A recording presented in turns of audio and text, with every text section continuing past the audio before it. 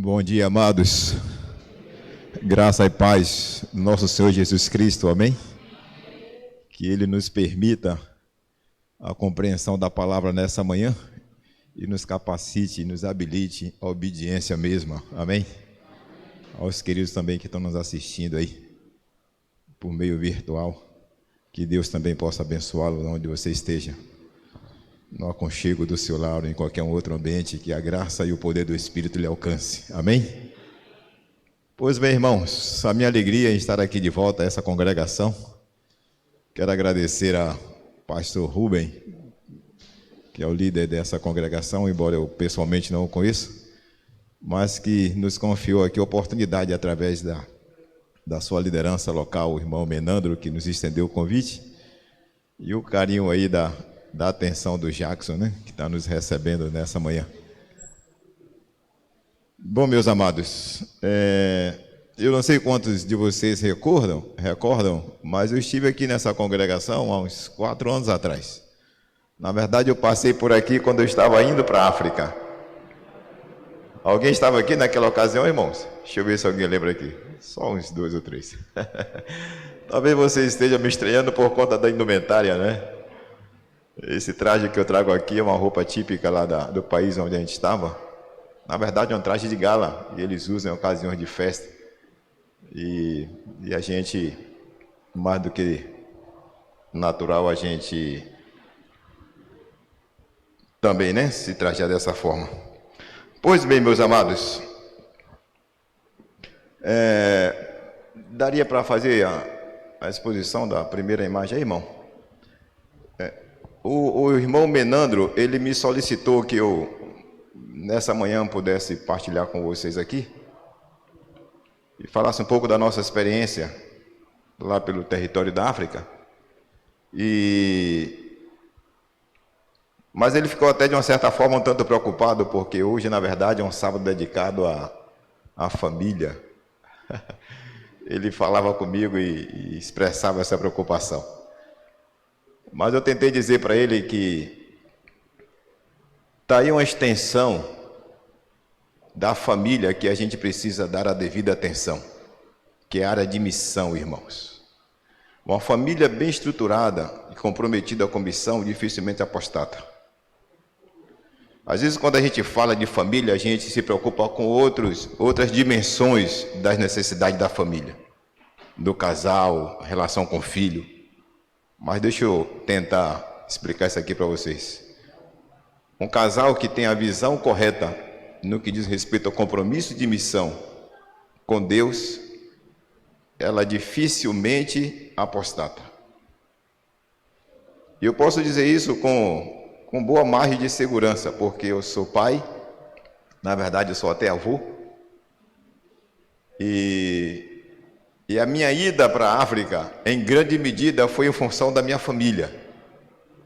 Os nossos filhos que nos empurraram para a África.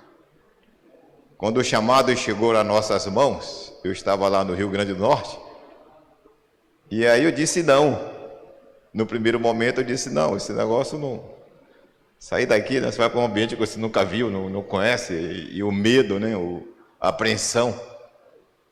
Aí depois que eu respondi não para a organização, então meus meninos vieram atrás da gente e disseram, não, pai, o senhor vai. O senhor vai. Meus meninos são Calebes. Tem Caleb aqui nessa igreja, irmãos? Tem Caleb aqui? Meus meninos são Calebes. Eles aprenderam a ser Caleb, irmãos, quando eles tinham 8 ou 9 anos de idade. Quando a gente saía para fazer trabalho missionário, todo tipo de atividade que envolve missão na igreja, eu sempre os desenvolvia. Mas eu não imaginava que esses meninos iam gostar tanto do negócio assim. Chegou ao ponto que quando eu tentei dar para trás, eles me empurraram para frente. Eles disseram, não, o senhor agora vai. E realmente eu tive que entrar em contato com a missão, reconsiderar a minha resposta, e eles então entenderam, e aí a gente fez os arranjos, foi que permitiu que a gente avançasse. Mas isso é família. Isso é família comprometida com missão. A gente tem que trazer os filhos desde pequeno. Tem algum movimento na igreja? Envolve os filhos. Vai fazer distribuição de material? Envolve os meninos. Vai dar um estudo bíblico, leva o menino com você. Não é verdade? Incentiva o moleque a convidar alguém, um coleguinha da escola, para vir para a igreja. E ele vai desenvolvendo o senso de missão. Hoje, meu garoto, ele é primeiro ancião de uma igreja lá em João Pessoa. A minha menina mora nos Estados Unidos, mas ela é diretora da escola sabatina, lá na igreja em Los Angeles. Sempre em missão, em compromisso com a igreja. Mas, irmãos, olha, eu vou falar aqui um pouco daquilo que eu vivi e daquilo que eu vi Deus fazendo diante dos meus olhos. E realmente, lógico, a gente ficava impressionado cada dia que a gente vivia na África. O tema da nossa reflexão é isso aqui: Deus, os judeus e a África. Qual é a relação que existe entre essas três entidades, vamos dizer assim, né? Vamos usar essa terminologia. Qual é a relação que existe entre eles? E pode passar a próxima imagem? Antes da gente falar da experiência propriamente dita, eu queria trazer aqui um rápido relato do ponto de vista bíblico histórico da relação entre esses seres aí. Vamos tomar esse termo como Deus, os judeus e os africanos. Essa é a grande verdade. Irmãos, você sabe tanto quanto eu que o crime do ódio, ele se alastra rápida e intensamente entre nós. Entre nós eu me refiro à população mundial. Aliás, quem aqui nunca foi vítima de uma ação preconceituosa? Quem aqui nunca sofreu uma ação de rejeição?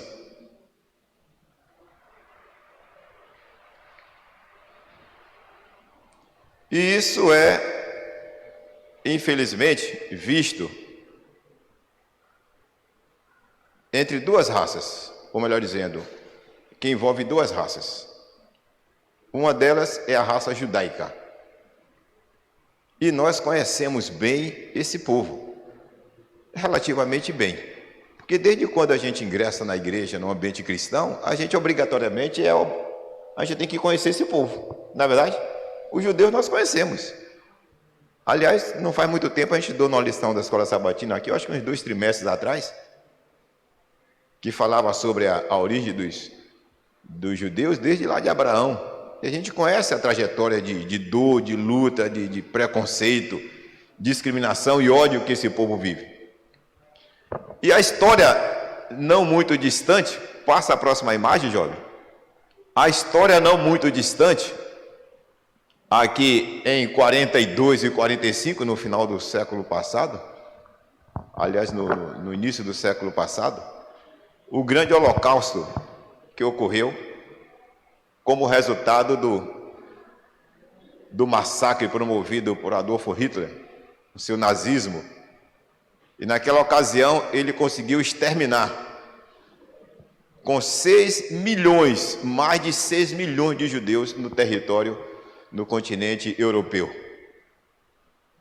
Praticamente todos os judeus que haviam na Europa, Hitler matou. Pode passar a próxima, jovem. Pode passar. Infelizmente, irmãos, esse ódio aos judeus que sofre por conta da sua religião não é coisa que se limita ao passado e nem à região, de fato, lá do Oriente Médio. Esse ódio está presente nos nossos dias e também em nosso ambiente. Esse quadro que vocês estão vendo aqui, na verdade, foi o encerramento de um terceiro de 3 julgamentos que ocorreram aqui em Porto Alegre. Não faz muito tempo, em 2005, só me engano, 2005. Esses 3 rapazes que vocês estão vendo aqui do lado fazem parte de um grupo de 9 neonazistas que numa tarde de domingo,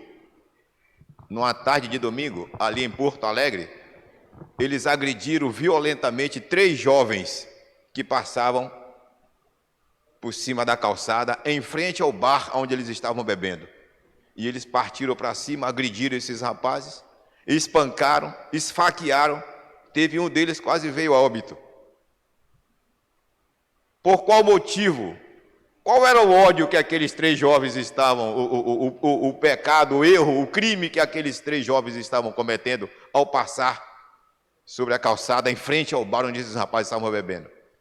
Simplesmente porque aqueles rapazes, eles traziam sobre a cabeça um pequeno chapéu chamado de kippah. Vocês conhecem, né? Que caracteriza, aquilo é de uso judaico. Era o único crime que os rapazes estavam cometendo. Carregavam sobre a cabeça um kippah. E então esses neonazistas, ainda com esse sentimento de Adolf Hitler, partiram para cima daqueles rapazes e então agrediram. Aqui em 2005, foram sentenciados a 14 anos de cadeia. Esse foi o primeiro julgamento. Pode passar a próxima imagem, jovem? A outra raça, não menos odiada, é a raça negra. Eu não sei quantos vocês sabem, e quando eu perguntei aqui quantos de vocês já sofreram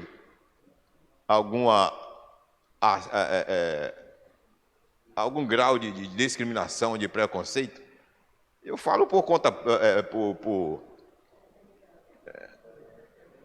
conta própria não, por experiência, por vivência, né?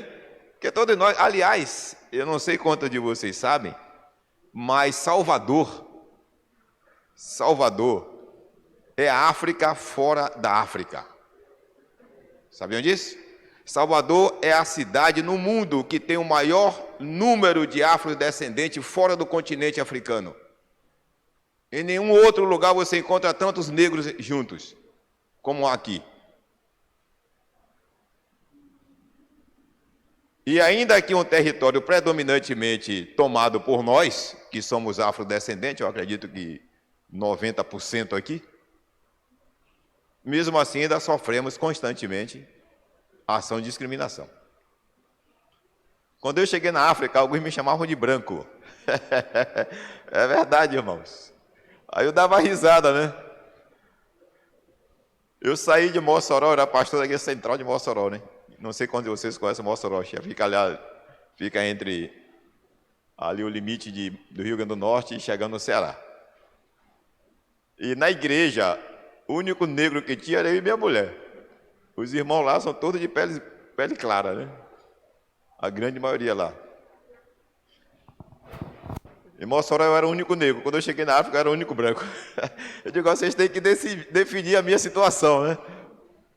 Porque se for desse jeito, eu vou apanhar dos 2 lados, né? Mas, irmãos, deixa eu dizer uma coisa para vocês. Em Ruanda, 94, a história também registra o grande genocídio que houve nesse país. Registra-se que aproximadamente 1 milhão de ruandenses foram mortos naqueles conflitos tribais. Mas talvez você esteja pensando, pastor, se era conflito tribal, onde é que a gente consegue ver? Onde é que o senhor consegue ver aí ódio racial? Porque era tudo negro. E alguns deles até familiares. Tribo lutando contra tribo. Perdemos muitos irmãos adventistas, inclusive, nessa ocasião. O massacre se estendia a todos os ambientes, irmãos. Nas nossas igrejas, nas instituições, colégio interno. Há uns monumentos lá no colégio interno dos irmãos que foram mortos no massacre de 94. Mas onde é que está o ódio do preconceito aqui? Nessa ocasião, irmãos,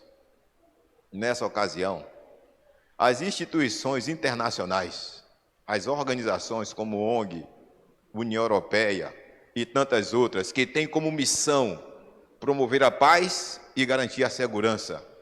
Todos ficaram assim, ó, com os braços encruzados, assistindo acontecer a desgraça. E quase 1 milhão de ruandenses foram assassinados, aos olhos da humanidade, aos olhos de toda a população mundial, sem nenhuma intervenção dos organismos internacionais. Talvez se fosse outro povo, de uma pele mais clara, houvesse os movimentos no mundo inteiro para protegê-los. Mas, como resultado, passa a próxima imagem, jovem.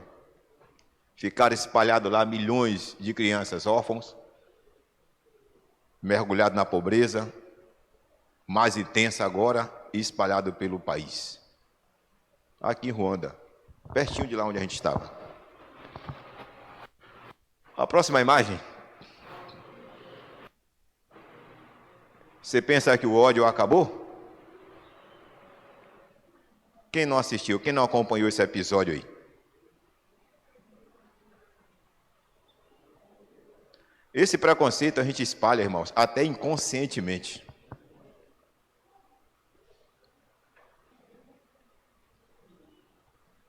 O teu cabelo não nega mulata, porque és mulata na cor. Conhece, irmãos? Talvez mexeu com o passado de alguns aí, não é? Eu já dancei, irmãos, embalado muitas vezes por essa canção. Mas como a cor não pega mulata, por isso eu quero o teu amor. Você não tem ideia da carga de preconceito que vai numa canção dessa. E quantos carnavais a gente brincou embalado por essa música, disseminando ódio sem se aperceber. Quando você diz assim, olha, não se usa a expressão, olha, não fale isso de mim porque você está denegrindo a minha imagem. Já viu essa expressão, irmãos? É uma expressão até chique, né? Você vê isso na boca de muita gente. Profissionais da comunicação, repórteres. Esse verbo denegrir, irmãos, ele está carregado de ódio, de discriminação. Se está tornando negra a minha imagem. Não fale isso de mim, que você está tornando negra a minha imagem. Como se negro fosse uma pessoa, se negra fosse uma pessoa, o caráter de uma pessoa, pelo simples fato da sua pele ser mais escura. Mas é um termo que todo mundo usa. Olha, não faça assim com o cachorro que você está judiando dele. Já viu essa expressão? Você está judiando. Às vezes a gente quer falar diferente, bonito, não sabendo da besteira que a gente está falando, né? Você está dizendo, não faça isso com o animal, você está tratando como os judeus são tratados. Você está judiando dele. Porque assim foram os judeus tratados por Hitler.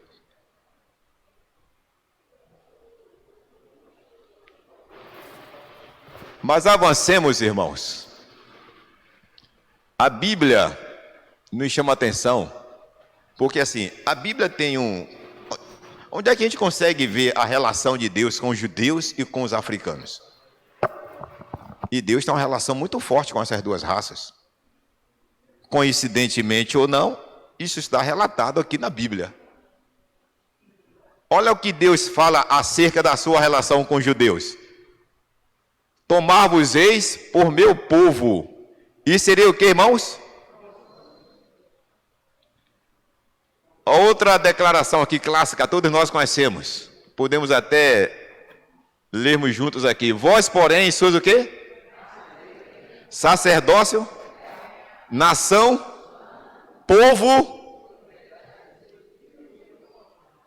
Deus está falando de quem aqui, irmãos? Dos judeus. Nós ainda não. Deus está falando dos judeus. O apóstolo Pedro aqui está falando para o acerto que Deus tem ali é com os judeus. Tomar-vos-eis por meu povo e sereis o vosso. Isso é um acordo público, explícito, solene.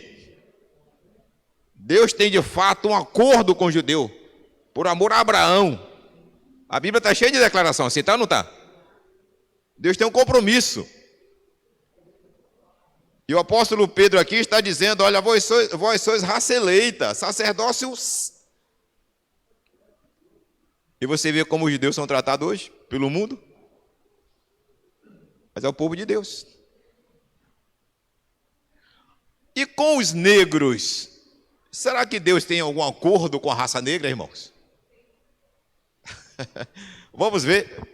Observemos aqui a próxima tela. Por favor, jovem. Olha o que Deus diz acerca dos etíopes. Não me sois vós, ó filho de Israel, como que, irmãos? Como os etíopes. O que é que a gente está percebendo aqui, Deus? Aqui, irmãos. Deus está tratando os judeus da mesma forma como ele trata quem? Os etíopes. Olha que outra declaração aqui em Amós, em Salmos. Príncipe virão do Egito, a Etiópia, cedo estenderá para Deus o quê? A Etiópia. Olha que aqui não fala de negro, está falando da Etiópia. Mas deixa eu trazer uma informação para os amados aqui. Aliás, vamos avançar mais um pouquinho. Passa a próxima imagem. Pronto. Eu não sei quantos de vocês acompanharam aí em 2016, esse ocorrido aí lá em Ruanda.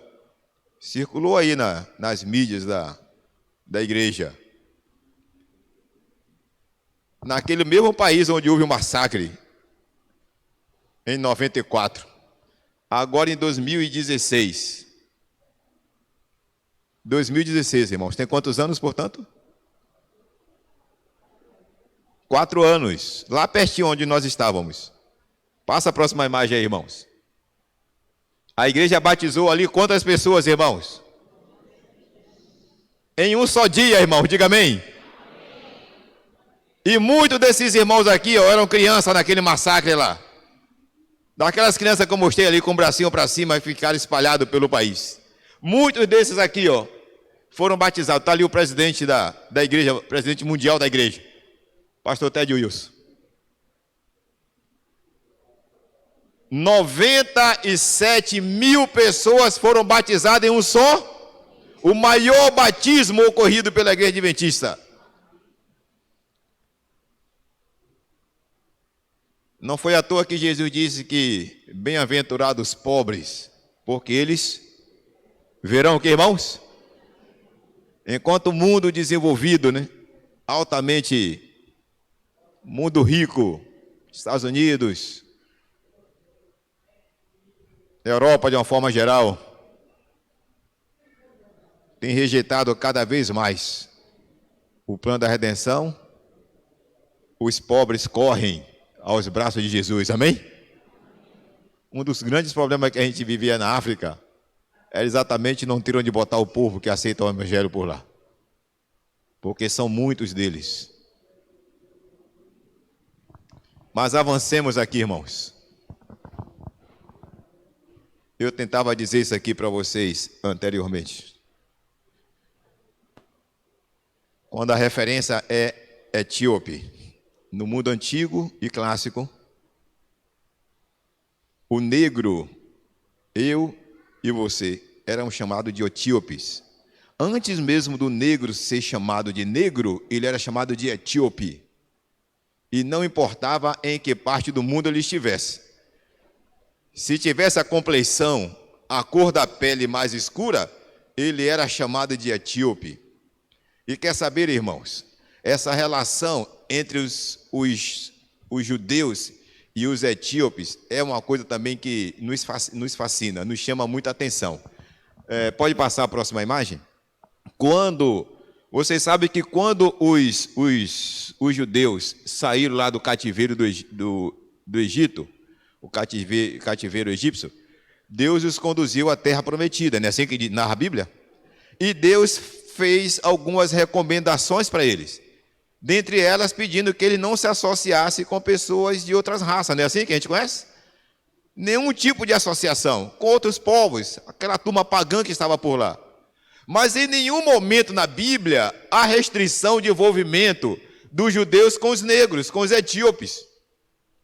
Muito pelo contrário, o que a gente encontra no relato bíblico é uma relação de cumplicidade muito grande entre o judeu e os negros e os etíopes. Eu posso fazer aqui rápida menção àquele episódio lá de Davi, quando guerreava contra seu filho Absalão. Quando Absalão morreu, a Bíblia diz que Joabe, que era o comandante do exército que estava ali no fronte da batalha, ele precisou mandar o mensageiro para enviar para dar notícia lá para Davi, que estava na cidade. Aí Maás, que era o mensageiro profissional que estava ali, era o enviado que estava lá na batalha, se apresentou para ir à cidade. Mas Joabe disse, não, você não vai, porque hoje quem vai é o etíope. Porque o etíope tinha visto a morte de Absalão. O etíope tinha o que dizer para Davi. E aqui a gente percebe, irmãos, um etíope, portanto um negro, no meio do exército de Davi, lutando a favor do seu reinado. Um outro episódio muito comum que a gente encontra na Bíblia, eu vou citar aqui, por exemplo, o envolvimento, o casamento de José lá no Egito. Alguém lembra o nome da moça com quem esse rapaz se casou? Cadê a turma aí do Bom de Bíblia aí? Vou dar uma pista aqui. Começa com a letra A o nome dessa menina.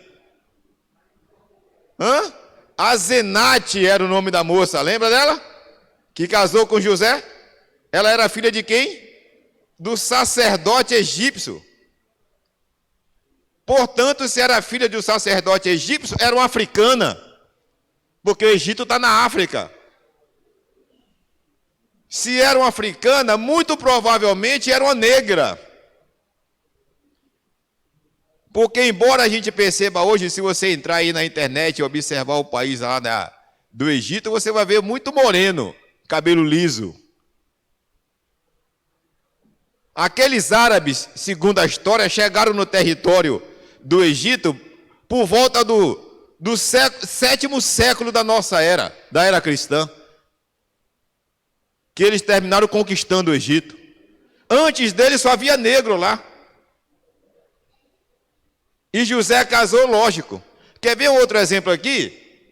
O casamento de Moisés. Vocês lembram com quem Moisés casou, irmãos? Como chama o nome da moça? Zípora. E a Bíblia diz que Zípora era uma cuxita, era da família de Cusi. A palavra Cusi é empregada para expressar o sentimento estrito de negro. Cusi significa negro. Zípora era uma negra africana com quem Moisés casou. Lógico que quando o preconceito está aí, irmãos. Quando você assiste uma produção cinematográfica dessas lá de Hollywood, apresentando para a gente o filme de Moisés, nunca eles vão botar uma Zípora como negra. Porque o preconceito não deixa. A menina tinha uma pele tão escura que a Bíblia diz que a irmã de Moisés, quando Moisés apresentou a sua mulher para Arão e Miriam, o que foi que Miriam fez com a menina? Alguém lembra, irmãos? Miriam criticou a moça. Miriam, irmão White, disse que ela julgou ou prejulgou a capacidade de liderança de Moisés por ter escolhido uma negra para casar. Uma menina da pele escura. E como repreensão divina foi o que aconteceu com Miriam. E Moisés teve que orar para que Deus tirasse a lepra da sua irmã, porque ela tinha prejulgado a sua mulher. Você já viu em algum filme Zípora negra? Agora, irmãos, olha, com todo respeito às demais raças,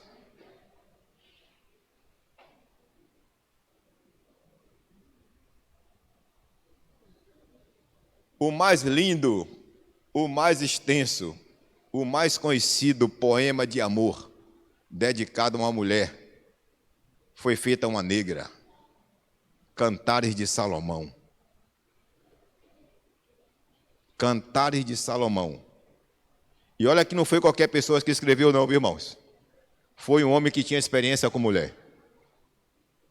Casou com 700 e tinha 300 concubinas.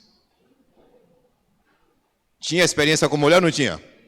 Mas o poema que ele fez, ele dedicou a Sulamita, que era de pele escura. Avancemos aqui, meus amados. Quando a gente vai para o Novo Testamento, a gente vê também uma relação muito forte entre judeus e etíopes, ou seja, judeus e negros. Eu peguei aqui só 2 textos da Bíblia para a gente tomar como base. E um deles é essa experiência lá do nascimento de Jesus. Você sabe que quando Jesus nasceu, a história diz que foram 3 reis magos, não é assim? Para levar oferendas para o Filho de Deus. Os historiadores bíblicos, eles são consensuais em dizer que pelo menos um deles tinha vindo da Etiópia, era negro. Um daqueles magos era negro. Aquele jovem que ajudou Jesus a levar a cruz na Via Dolorosa, a história diz que em algum momento os soldados romanos lançaram mão de um rapaz no meio da rua, não foi assim? E puxou para ajudar Jesus a levar o quê? A cruz. A gente não sabe o nome daquele rapaz. Você já descobriu na Bíblia como chamava aquele homem? Mas a Bíblia chama ele de quê, irmãos? Simão. Se era sirineu, era africano, porque Cirene era um país, foi um país que existente na África, hoje extinto, mas era um país da África. Então, na verdade, quem estava ali foi um africano ajudando Jesus a levar a cruz. E a gente também não vê. Não é verdade? E por aí vai. A gente, para não se estender muito, mas quando você agora passar a ler a sua Bíblia, fique atento também para esses detalhes.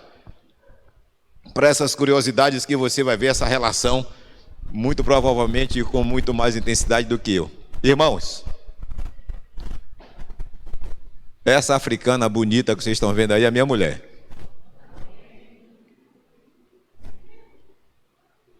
Na verdade, assim, o que a gente tem observado, que na verdade em Deus não há discriminação, irmãos. Em Deus há luz. Amém? E todos aqueles que se aproximam dele são agraciados pela luz que emana do seu trono de graça e bondade. Não importa a cor da pele, não importa. Quando nós pisamos em solo africano pela primeira vez, realmente a gente, quando pisou no chão, aquele frio bateu no coração, né? A gente não sabia o que nos aguardava por lá. Passa a próxima imagem aí. E quando nós chegamos no aeroporto, e ali a gente teve que apresentar nossa documentação para o serviço de imigração deles lá, né? Polícia Federal. Esse rapaz que está de colete amarelo aí, ele é um agente federal. Ele trabalha na imigração. E foi para ele que eu entreguei meus documentos. E quando eu entreguei... Chega aqui, irmão, faz favor. Faz uma ilustração rápida aqui. Você que já é africano mesmo, né? Aliás, essa foi uma das razões que me levou para a África, viu, irmãos? Eu queria ter a experiência de conhecer até meus ancestrais, né? E cheguei lá e encontrei uma igreja que quase todo mundo tinha o meu mesmo sobrenome. Eu digo, pronto, que agora mais do que nunca eu estou em casa, né?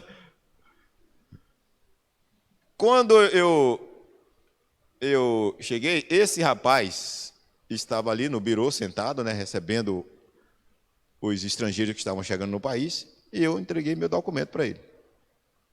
E ele checou a documentação direitinho, visto ali, o passaporte, documento de vacina, essa documentada toda aí que segue os protocolos.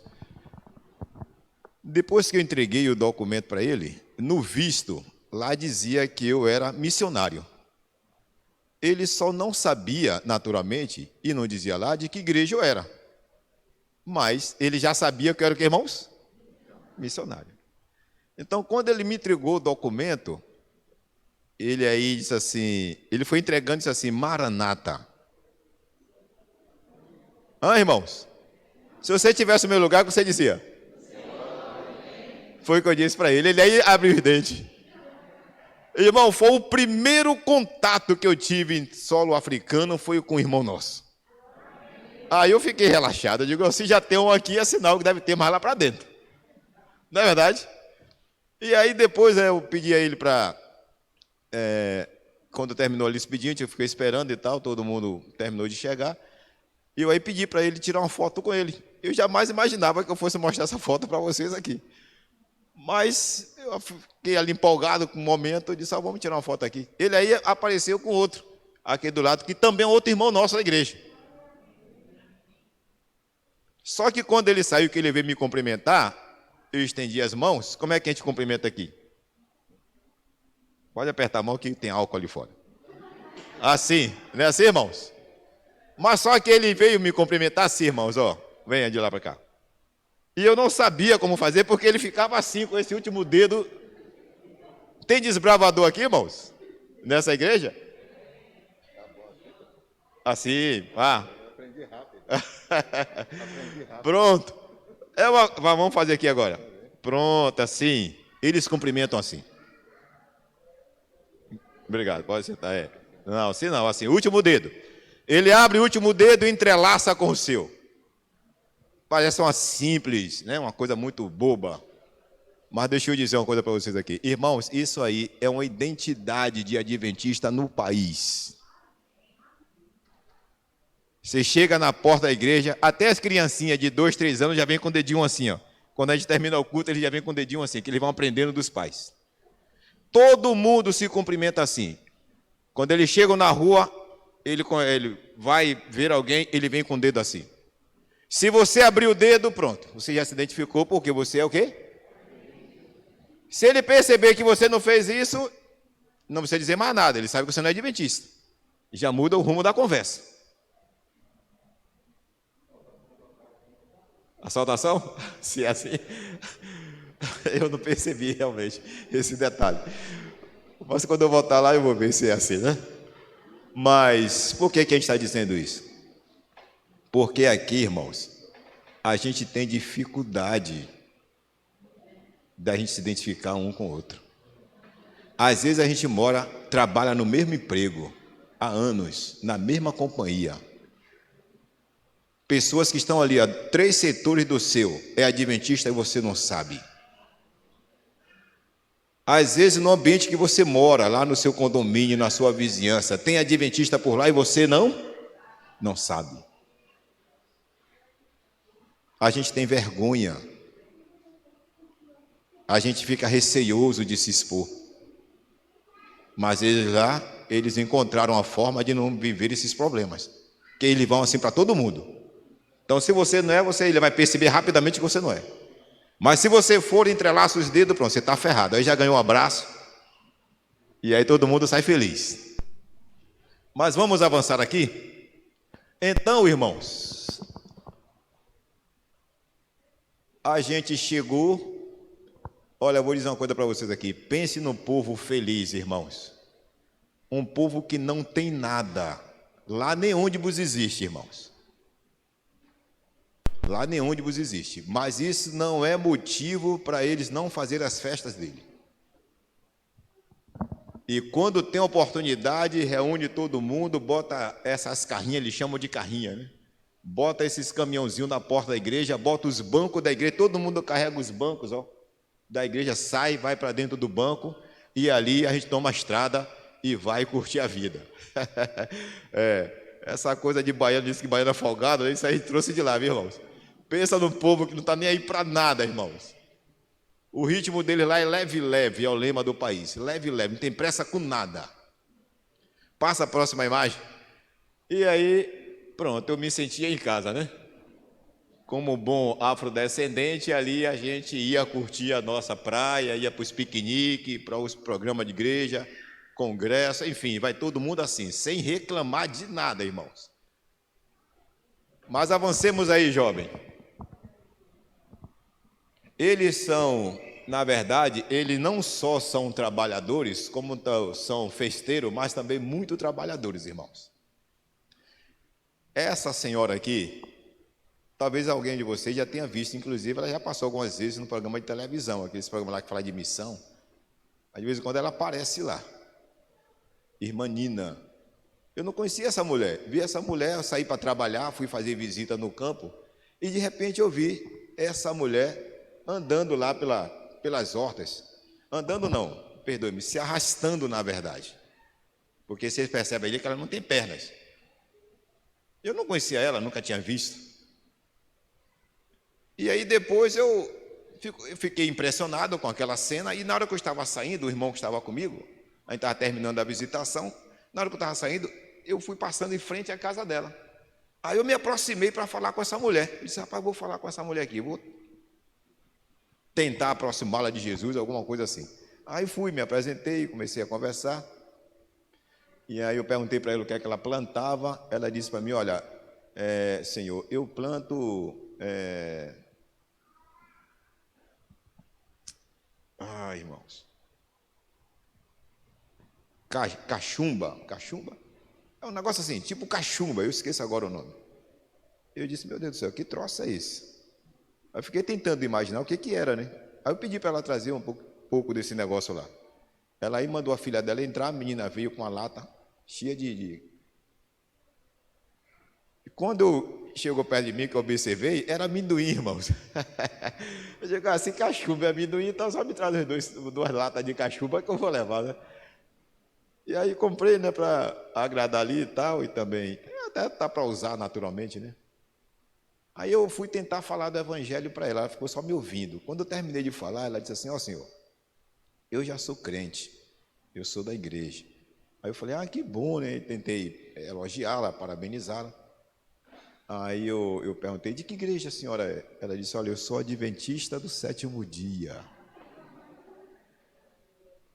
Irmãos, é diretora do Ministério da Mulher da congregação dela. Não há limites, né? Quando o compromisso está aqui, não há limites nem barreira. A barreira a gente cria aqui, Mas quando o evangelho chega aqui, ainda que seja arrastado, a gente vai. E com alegria no coração. Porque aquilo que a gente faz para Deus, se não produzir alegria em nós, não adora a Deus. Vocês estão entendendo? Aquilo que a gente faz, a oferta que a gente traz, se não produz alegria no meu coração, Deus não aceita, Deus não se sente adorado. Olha que Deus extraordinário. Deus só se sente adorado quando aquilo que a gente faz para Ele produz o que, irmãos? Vê se essa mulher está com cara de quem está triste, irmãos. Aí eu perguntei se podia tirar uma foto com ela. Ela disse, não, pode. Eu me identifiquei como missionário, como pastor. Aí ela ficou numa alegria e eu tirei foto com ela. Mas avancemos, irmãos. Vamos avançar. Deixa eu ver esse episódio para vocês aqui. Alguém lembra qual é a data do aniversário dessa igreja aqui, irmãos? Tá, não precisa explicar não. Essa é uma realidade nossa aqui no Brasil. Ninguém se sinta constrangido. A gente tem a maior dificuldade em saber qual é o aniversário da nossa igreja. Eu sou pastor e os pastores sabem tudo disso. Algumas poucas têm e fazem questão de festejar. Outras nem lembram, irmãos. Mas todo mundo tem aqui a data do aniversário de cabeça, até eu não tenho. Do casamento, eventos especiais, você não guarda. O que é que eles fizeram, irmãos? Eles têm lá na África um dia que eles definem como aniversário da igreja no país. Então pronto, resolveu o problema. Aquele dia é o dia da festa, de todas as... Aí eles concentram todo mundo. Aí o dia do encontro nacional. Aí vem todo mundo para um grande congresso, porque é o dia do aniversário da igreja. Não é maravilhoso isso? O africano tem umas ideias bem interessantes, né? Em 2018, era o aniversário da igreja, e a gente se reuniu, os pastores e tal, e me deram a incumbência de providenciar o local para a gente celebrar o aniversário. Aproximadamente se esperava em média de 7 a 8 mil pessoas, vinha do país todo. País pequeno, mas lá tem bastante adventista. E aí eu disse, tudo bem, né? Parti para fazer a minha parte. Aí o pastor, o secretário, lá do campo, me levou no local aonde seria a festa. Eu estava na expectativa que ele me levasse aí a um grande ginásio, né? Porque aqui, imagine, vai fazer uma festa para reunir todos os adventistas de Salvador. Onde é que a gente colocaria esse povo? Pense aí. No estádio, lugar mais confortável possível. Mas lá ele não tem nada disso. E o que tem não cabe os membros da igreja. Aí o pastor me levou, irmão, e me deixou aqui na beira da pista. Ele disse, pastor, vai ser aqui a nossa festa. Eu aí fiquei procurando o estádio, né, irmãos? Eu fiquei procurando o local. Ele disse, aí eu falei, mas aqui onde, pastor? Ele disse, não, aqui, aí na tua frente. E eu olhava para frente e só via isso aqui, irmãos. Eu disse, esse pastor está ficando doido, ele está de brincadeira, né? Ele viu minha cara de assombro, eu disse, é aqui, pastor, o local é aqui. Ele disse, mas como é que a gente vai trazer 7 mil pessoas para aqui, para o mato? Ele disse, é aqui, o lugar é aqui. Aí tudo bem, se o lugar é aqui, a ordem está dada, né? A gente tem que cumprir. E aí nós fomos. Aí chamei os garotos da igreja para a gente providenciar, arrumar o local. Saímos, primeira vez que a gente foi, irmão, 6 horas da manhã, estávamos lá. E aí começamos a trabalhar, né? Agora eu vou dizer uma coisa para vocês. A turma, eles são peritos, irmãos, em improvisar as coisas. Uma capacidade extraordinária de fazer acontecer do nada. E aí tome facão para dentro e tome motosserra para derrubar as árvores. Deu 8 horas, deu 10 horas, meio-dia, 2 horas da tarde, ninguém falava em comida, irmãos. E eu já estava ali com a barriga pelas costas. Eu digo, esse povo está... Aí um deles olhou para mim e disse, pastor, o senhor não está com fome não. Eu nem respondi, irmãos. Dei aquele sorriso sem graça, né? Ele disse, pastor, a gente vai ver se faz alguma coisa aí. Aí um deles pegou uma moto velha, porque lá tudo é velho, tudo lá vem usado de outros países. Aí pegou uma moto velha, foi lá na feira, irmãos. E a feira, irmãos, olha, causa repulsa. Com todo respeito, causa repulsa. Primeiro encontro, primeira vez que eu fui nessa feira, eu fiquei quase uma semana sem comer. Só comia biscoito e tomava refrigerante e suco. Mas eles foram lá na feira, tudo, a maioria das coisas tudo no chão. Quando está no seco, uma poeira que ninguém aguenta, quando chove, aquela caldazinha. Aí eles vieram de lá para cá com uns 2 quilos de peixe seco, irmãos. E as mosquinhas tudo lá em cima, né? Eu acho que as moscas não vieram porque o peixe veio de moto, irmãos. Aí quando chegou lá, eles já estavam com um caldeirãozinho, a gente já tinha providenciado um caldeirãozinho ali, eles arrumaram, foram lá no córrego, pegaram água. E aí o menino trouxe o peixe, aí mergulharam assim o peixe dentro d'água. Esse negócio de lavar peixe, passar sal, irmão, esquece esse negócio, irmãos. Aí eu olhei assim pro negócio. Eu nunca tinha orado, irmãos, com tanta fé. Eu disse, Jesus, segura o espírito, porque o corpo só o Senhor sabe onde é que vai parar. E tiraram ali, sacudiram. Aí um deles foram no mato, trouxeram frutapão. Conhece o frutapão aqui, né, irmãos? Eu fui criado com frutapão cozido, né? Minha mãe costumava fazer aquele frutapãozinho cozido, a gente comia ali com manteiga, margarina e tal. Não, lá eles não cozinham não, irmãos. Eles pegam o frutapão verde e botam em cima do fogo. Aqui, até umas cabeças aqui de frutapão, tá vendo? Aí ele deixa virar essa brasa. Aí quando vira a brasa, aí eles vêm, ó, passam uma faca, um facão e corta toda a casca. Fica parecendo um bolo, irmãos, fofinho. Quando eu chegava em casa, dizia a minha mulher, eu não cozinho esse negócio não, que cozido não presta não, eu quero comer como os africanos fazem. Bem na brasinha assim, que ficou delícia. Aí depois arrancaram as folhas de bananeira, jogaram no chão, fizeram a mesa em cima do barro. botaram o peixe com... Aí foi que eu orei com fé, irmãos. Mas graças a Deus estou aqui. Descobri, irmãos, pensa aqui, um negócio gostoso que eles fazem por lá. Do nada. Mas aí, irmãos, passaram as 2 semanas, pode passar a próxima imagem. Passaram as 2 semanas e o sábado veio, irmãos. E com o sábado, passa aí, jovem.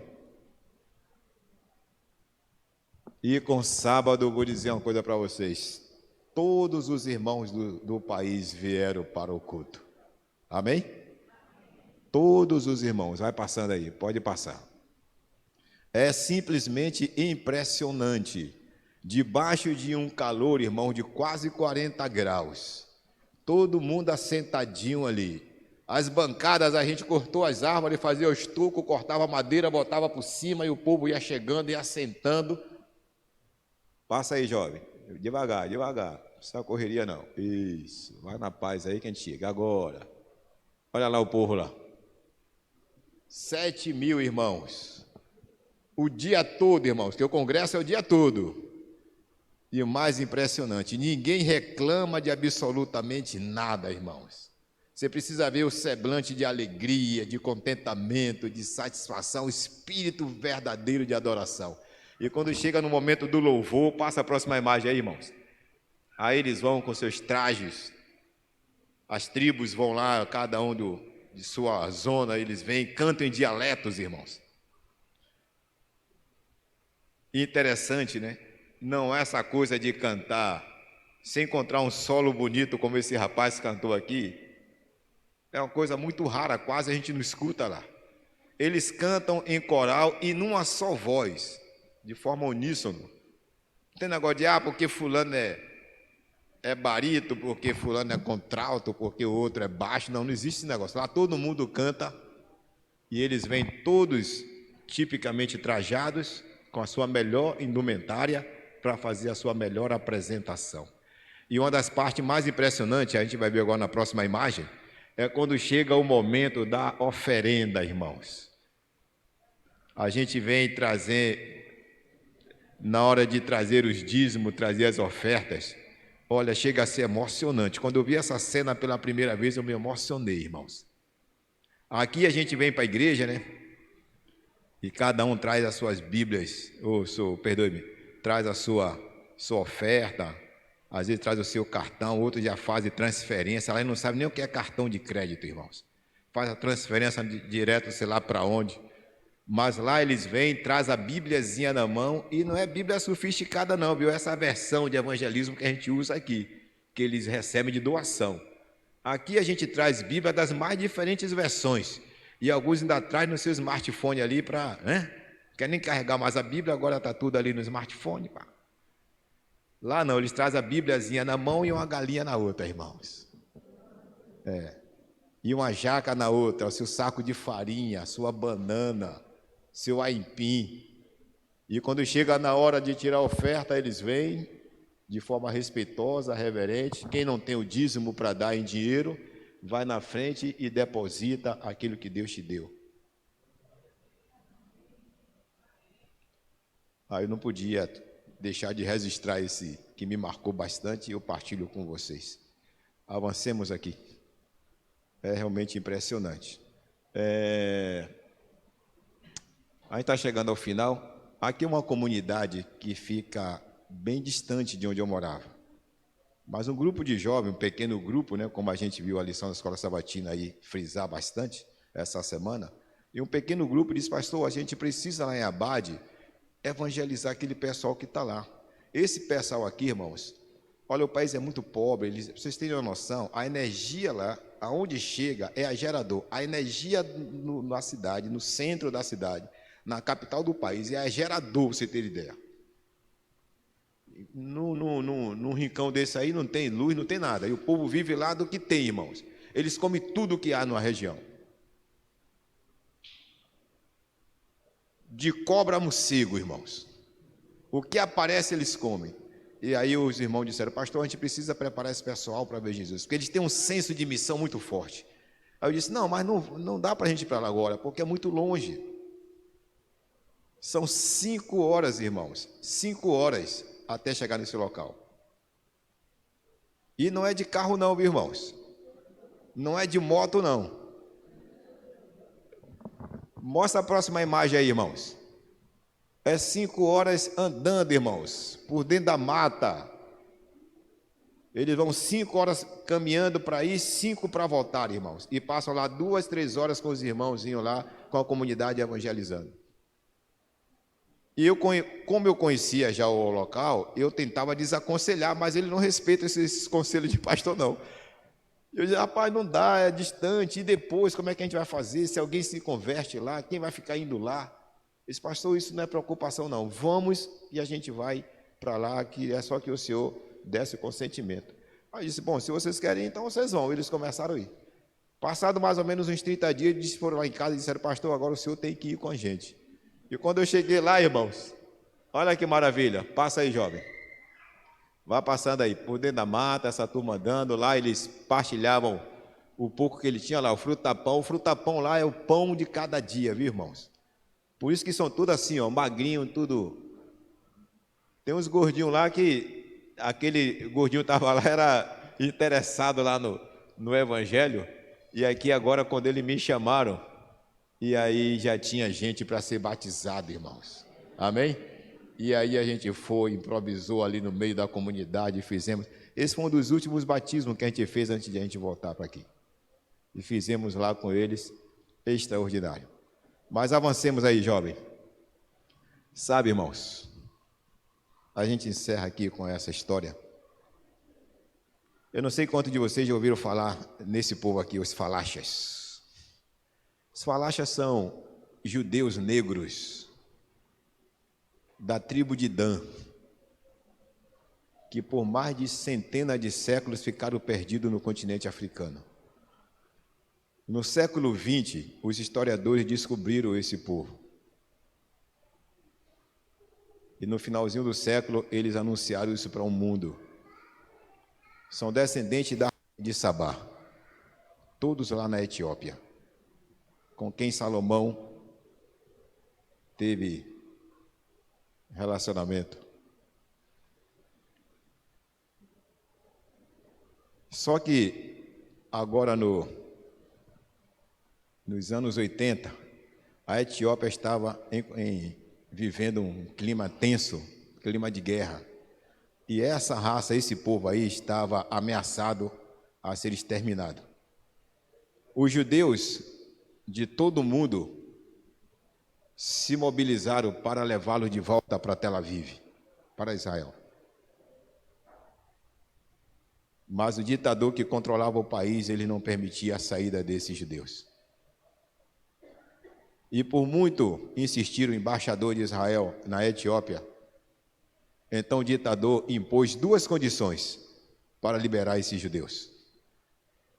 E uma das condições era uma soma muito alta de milhões de dólares. Mas isso não foi problema para a comunidade judaica. Você sabe que os judeus é um povo rico, é um dos mais ricos do mundo.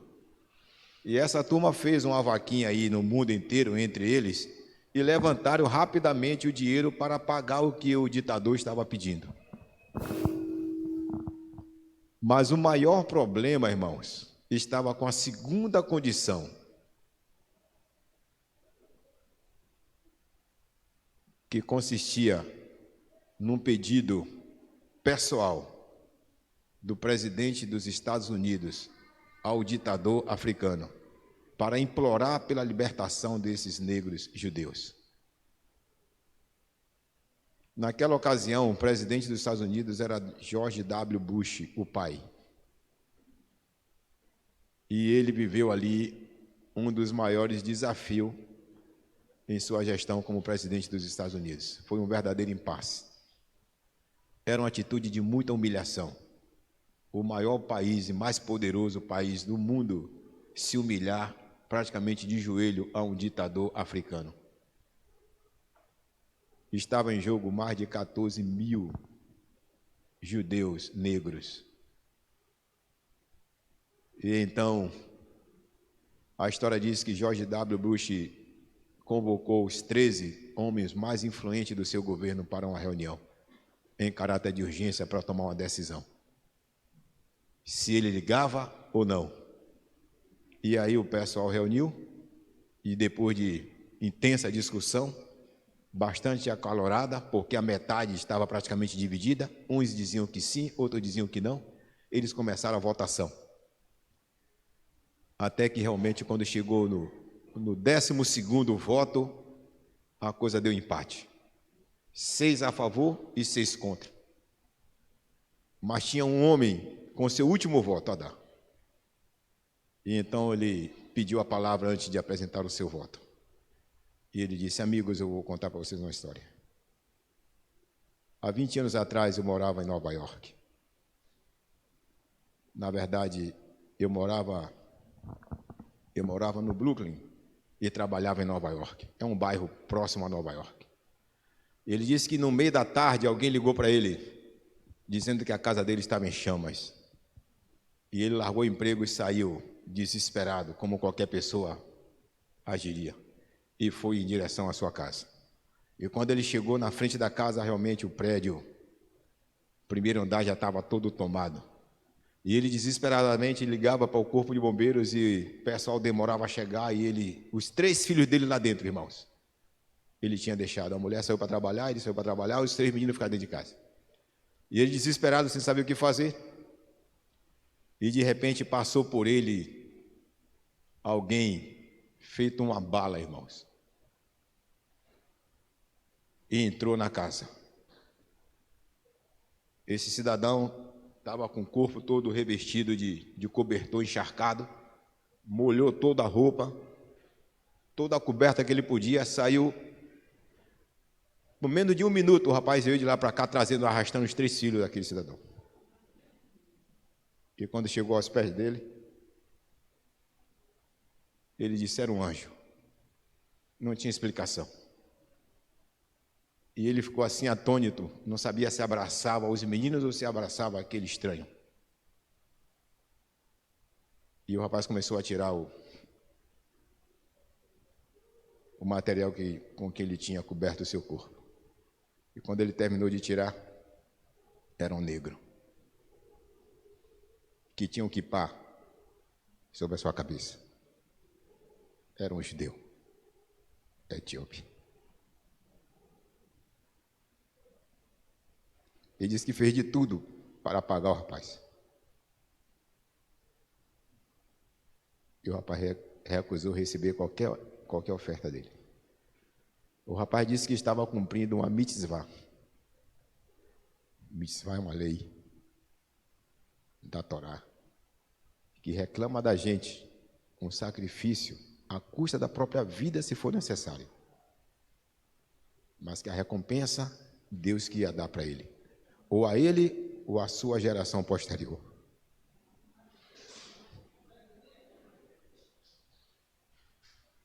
Agora esse americano disse: eu passei 20 anos tentando recompensar esse rapaz. E agora eu tenho nas mãos a oportunidade de libertar seus irmãos. Passa a próxima imagem aí, jovem. E ele votou a favor, sabe, irmãos, da libertação desses negros. E aí o governo de Israel, num período de 24 horas, botou todos os aviões que havia em Tel Aviv, aviões militares, aviões comerciais, tiraram todos os bancos e transportaram num período de menos de 24 horas 14.200 judeus. 2 nasceram dentro do avião, irmãos. Chegaram lá com 2 passageiros a mais, porque 2 mulheres pariram durante o voo. Esse é o espírito desse povo africano. Passa a próxima imagem.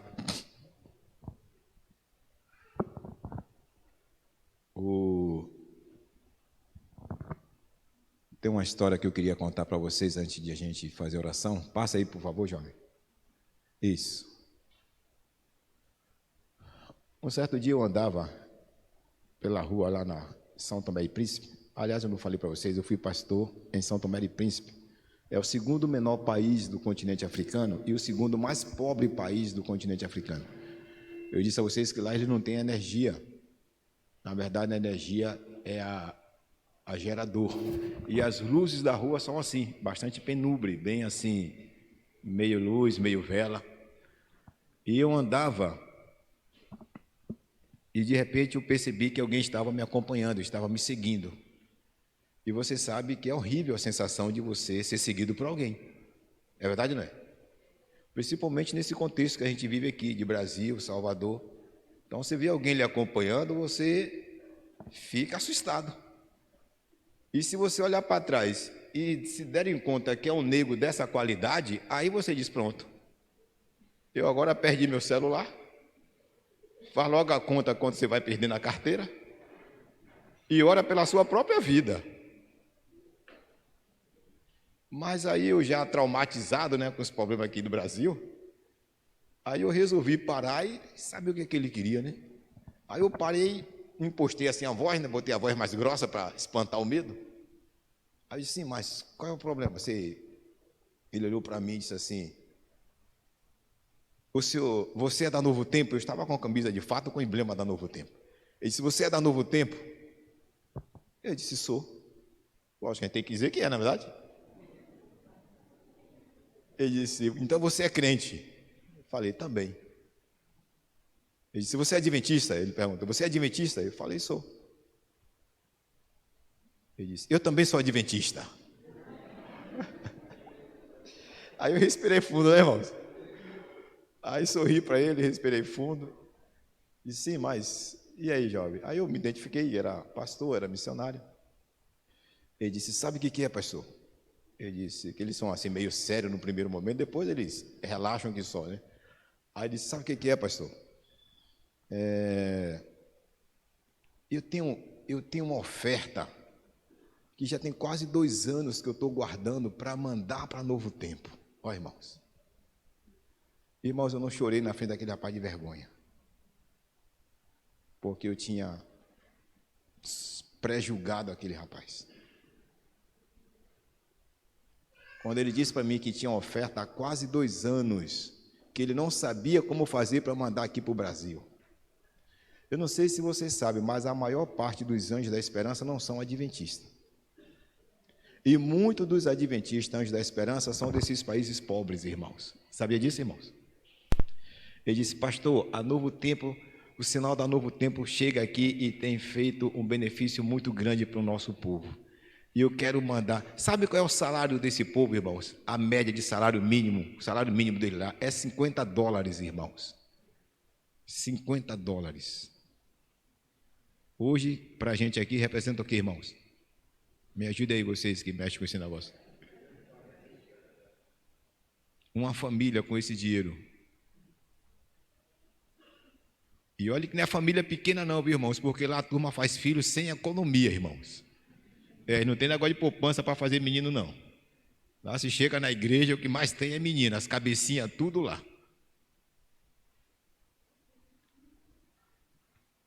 E eu nunca dei uma oferta para Novo Tempo, irmãos. Tenho quase 40 anos na igreja. É esse espírito deles lá. Ok, a próxima tela e a gente encerra.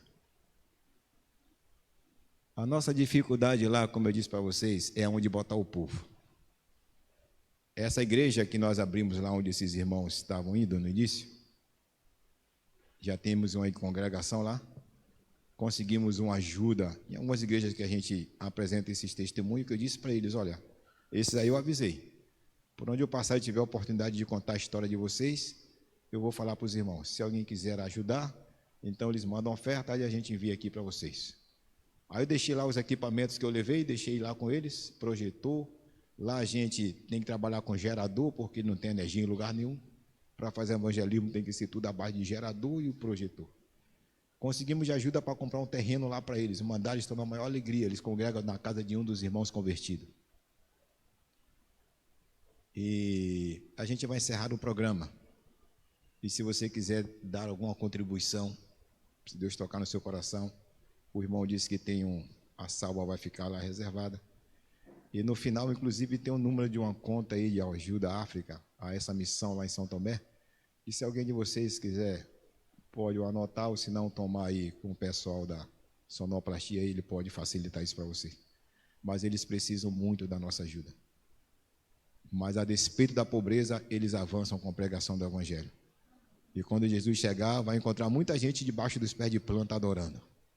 Mas o que a gente puder fazer para ajudar, para minimizar o sofrimento deles, será de muito bom proveito. Que Deus nos abençoe.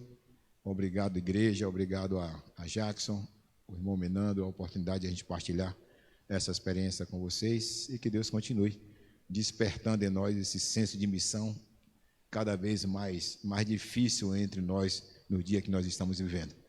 A despeito de estarmos a um passo do encontro com o nosso Salvador Jesus Cristo. Aqui eu encerro minha participação, não sei qual será o próximo passo, vai haver um louvor? Ok. Então o jovem vai cantar, e depois, irmão, se alguém quiser enviar alguma oferta para ele, seja lá o que for, qualquer coisa ajuda. Coloque ali, tem uma salva que os diáconos estão deixando lá fora, para quem quiser colaborar, tá bom?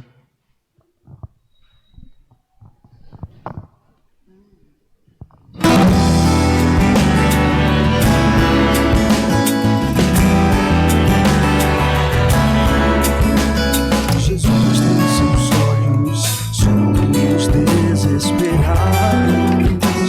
bem perto dos que não conseguem ter solução, daqueles que a vida parece não se lembrar. São muitos famintos e tantos esquecidos, sem afeto e atenção.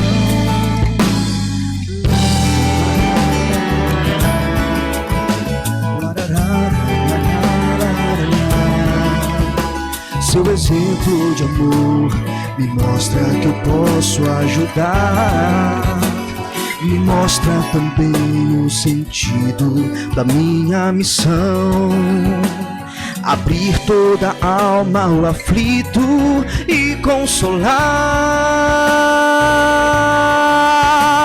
trazer alegria e transmitir a salvação, ser a extensão de seus braços, um presente de Deus. Olhando pra mim, consigo entender o seu plano.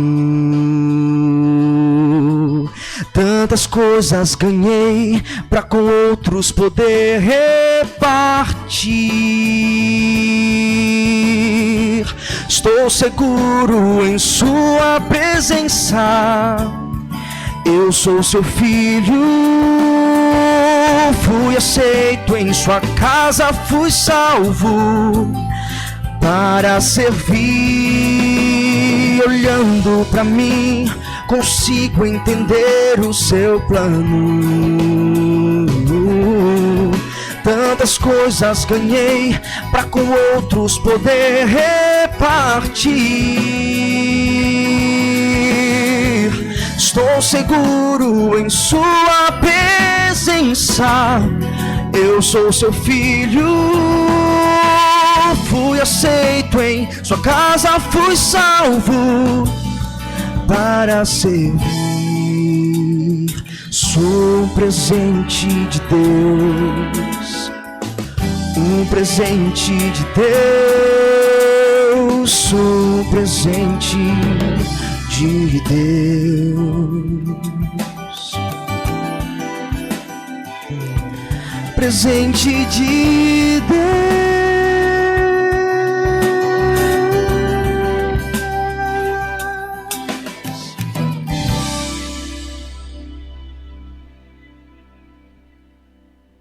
Vamos nos colocar em pé, né, para a gente orar.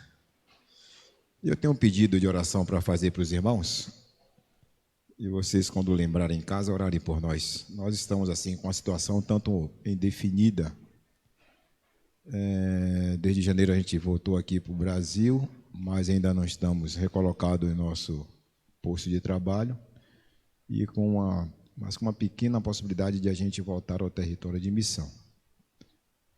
Em janeiro quase que a gente voltava, mas a gente estaria indo para o Líbano, ali para Beirute. Inclusive, uma das razões porque a gente não foi é que minha mulher ficou com receio de ir para aquela região, porque ali já é a faixa de Gaza, né? A famosa faixa de Gaza. Inclusive, agora recente, foi o local onde aconteceu essa tragédia aí, que houve essa explosão que morreram centenas de pessoas. E a gente provavelmente estaria por ali, por perto. Mas Deus, por alguma razão, achou melhor a gente não ter ido e a gente se acomodou por aqui. Mas estamos ainda à disposição da organização, com a possibilidade pequena de a gente voltar para a África. Então, a gente tem orado e a gente tem pedido que os irmãos nos ajudem nessa oração para que Deus realmente possa nos dar a devida direção.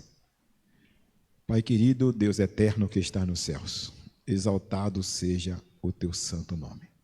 Aliás, o Senhor é tremendo, o Senhor é extraordinário. Nós somos muito gratos a Ti, porque mesmo em época como essa, em meio a essa terrível